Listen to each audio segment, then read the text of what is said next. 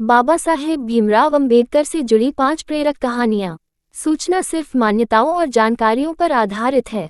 यहाँ ये बताना जरूरी है कि यह मेरा वीडियो किसी भी तरह की मान्यता, जानकारी की पुष्टि नहीं करता है। किसी भी जानकारी या मान्यता को अमल में लाने से पहले संबंधित विशेषज्ञ से सलाह लें। वप्रस बाबा साहेब भीमराव अंबेडकर से जुड़ी प्रेरक कहानियाँ व प्रसंग। दोस्तों, बाबा साहेब भीमराव अंबेडकर का जीवन सतत संघर्ष और सफलता का ऐसा समंदर है जिसमें खोजा जाए तो हमें ज्ञान और प्रेरणा रूपी बहुमूल्य रत्न प्राप्त हो सकते हैं। और आज पर मैं आपके साथ ऐसे ही 5 रत्न यानी 5 प्रेरक कहानियाँ व प्रसंग साझा कर रहा हूँ। 1. बाबा साहेब की ईमानदारी। यह आज़ादी के पहले की घटना है।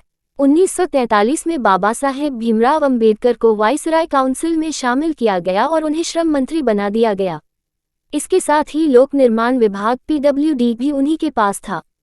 इस विभाग का बजट करोड़ों में था और ठेकेदारों में इसका ठेका लेने की होड़ लगी रहती थी।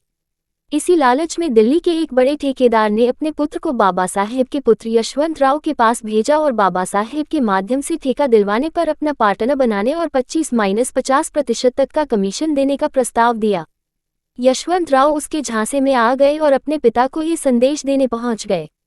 जैसे ही बाबा साहेब ने ये बात सुनी वो आग बबूला हो गए। उन्होंने कहा, मैं यहाँ पर केवल समाज के उद्धार का ध्येय को लेकर आया हूँ, अपनी संतान को पालने नहीं आया हूँ। ऐसे लोभ लालच मुझे मेरे ध्येय से डिगा नहीं सकते। और उसी रात यशवंत को भूखे पेट मुंबई वापस भेज दिया। 2. बाबा साहेब और लाइब्रेरियन। डॉक्टर अंबेडकर ने अपने जीवन में बहुत से कष्ट सहे लेकिन कभी भी अपनी शिक्षा को प्रभावित नहीं होने दिया। वो हर दिन 14 से 18 घंटे तक अध्ययन किया करते थे। शिक्षा के प्रति उनकी ललक और जी तोड़ मेहनत का ही परिणाम था कि बड़ौदा के शाहू महाराज जी ने उन्हें उच्च शिक्षा के लिए इंग्लैंड भेज दिया था। बाबा साहेब को किताबें पढ़ने का बड़ा शौक था। माना जाता है कि उनकी पर्सनल लाइब्रेरी दुनिया की सबसे बड़ी व्यक्तिगत लाइब्रेरी थी, जिसमें 50,000 से अधिक पुस्तकें थीं।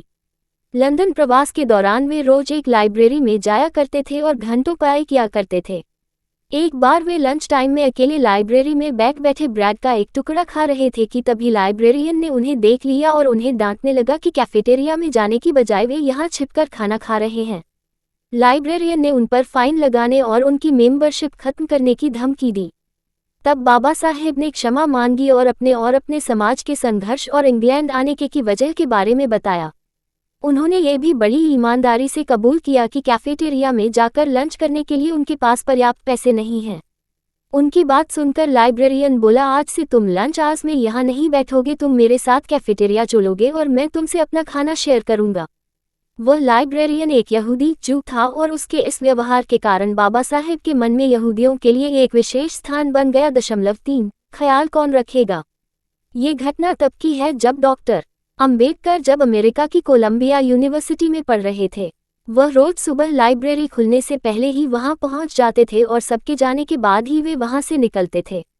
यहाँ तक कि वे कई बार लाइब्रेरी की टाइमिंग खत्म होने के बाद भी वहां बैठे रहने की अनुमति मांगा करते थे। उन्हें रोज ऐसा करते देख एक दिन चपरासी ने उनसे कहा, क्यों तुम हमेशा गंभीर रहते हो, बस पाए ही करते रहते हो और कभी किसी दोस्त के साथ मौज मस्ती नहीं करते। तब बाबा साहेब बोले, अगर मैं ऐसा करूंगा तो मेरे लोगों का ख्याल कौन रखेगा। 4. संस्कृत का ज्ञान। डॉक्टर अंबेडकर को स्वतंत्र भारत के नए संविधान की रचना के लिए बनी संविधान मसौदा समिति का अध्यक्ष बनाया गया। बात जब की लिस्ट तैयार करने की आई तो बाबा साहेब उसमें सभी भाषाओं की जननी संस्कृत को भी स्थान देना चाहते थे। हालांकि अधिकतर सदस्यों के विरोध के कारण ऐसा नहीं हो पाया। लेकिन इस दौरान जब एक बार संस्कृत भाषा को लेकर श्री लाल बहादुर शास्त्री और अंबेडकर जी के बीच चर्चा हो रही थी, तब लोगों ने देखा कि दोनों ही महान हस्तियां संस्कृत में वार्तालाप कर रही हैं।